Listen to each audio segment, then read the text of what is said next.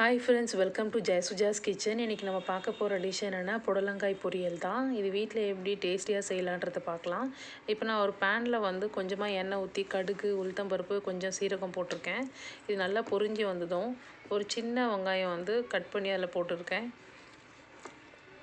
இது நல்லா வதங்கட்டும். வெங்காயம் நல்லா வதங்கினதுக்கப்புறம் நான் ஒரு சின்ன தக்காளி அதையும் ஆட் பண்ணிக்கிறேன்.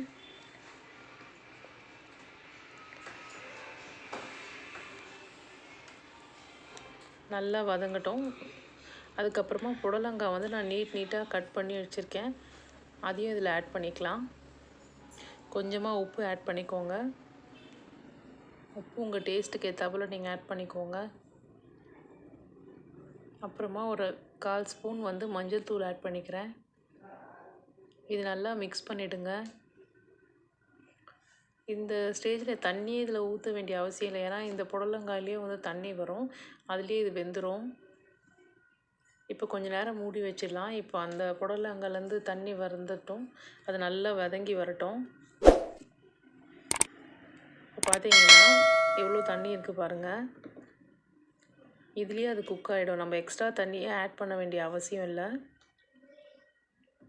இப்போ இந்த ஸ்டேஜில் நான் 1 ஸ்பூன் வந்து குழம்பு மிளகாய் தூள் தான் ஆட் பண்ணுறேன். மிளகாய், தனியா இது வீட்டில் அரைப்போம் இல்லையா, அந்த மிளகாய் தூள் தான் ஆட் பண்ணுறேன்.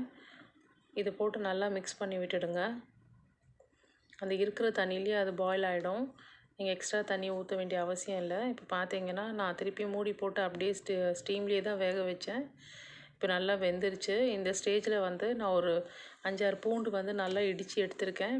அதையும் இதில் கடைசியாக ஆட் பண்ணிக்கோங்க. இந்த ஃப்ளேவர் ரொம்பவே நல்லாயிருக்கும். இப்போ சப்போஸ் உங்களுக்கு பூண்டு பிடிக்கலன்னா நீங்கள் அதை ஸ்கிப் பண்ணிவிடுங்க. ஒரு 1/4 மூடி தேங்காய் திருவிட்டு அதையும் ஆட் பண்ணிக்கோங்க.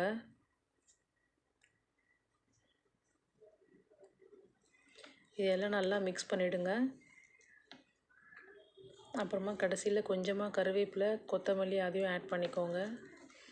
இப்போ இந்த டிஷ்ஷில் பார்த்தீங்கன்னா நான் தண்ணியே ஆட் பண்ணலை. தண்ணி ஆட் பண்ணாமே அந்த புடலங்காயில் வர தண்ணியே இதுலேயே எல்லா மசாலாவும் சேர்த்து நல்லா வதங்கிடுச்சு. இது நல்லா வெந்தும் வந்துருச்சு.